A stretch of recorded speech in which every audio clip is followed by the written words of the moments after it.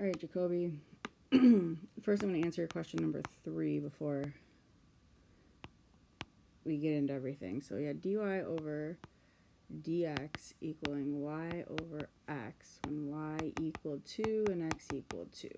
So, again, separating the variables. So, I'm first moving, this y has to get divided, so that becomes dy over y. That x stays in the denominator, but dx goes to the top. And then I'm going to integrate. And we should all know that this is really a 1 in front of the dy, so the antiderivative of 1 over y is the natural log of y equals, this is also the natural log of x plus c.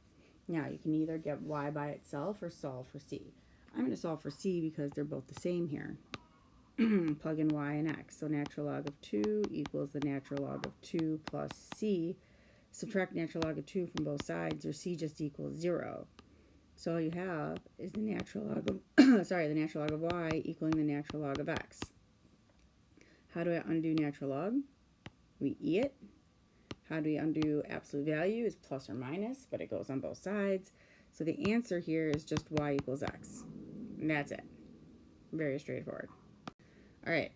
So now for the rest of you guys, 7.4.2, you have to remember these equations.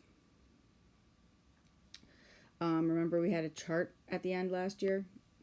We kind of made a little table. You guys kind of like the review, so look through your notes and the examples of it. We had continuous compound interest. It was A equals A naught e to the RT. We had radioactive decay, where y equals y naught e to the negative kt, and then you had to have half-life in there, which was natural log of 2 over k. So make sure you guys are writing all these down. Also a thing on here was carbon-14 dating, where that's the thing that's in all of us.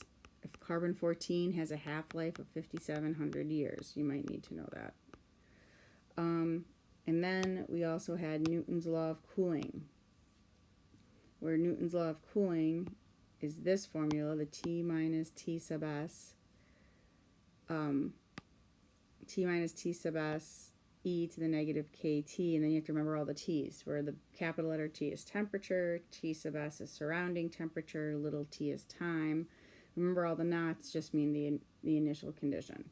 So if you don't have this down somewhere, make sure you guys write this down. Again, look at your notes from last year, look at the examples from last year. It's just all those word problems. And that's it. And then here is your homework. That's pretty much it. I will talk to you guys tomorrow. Bye.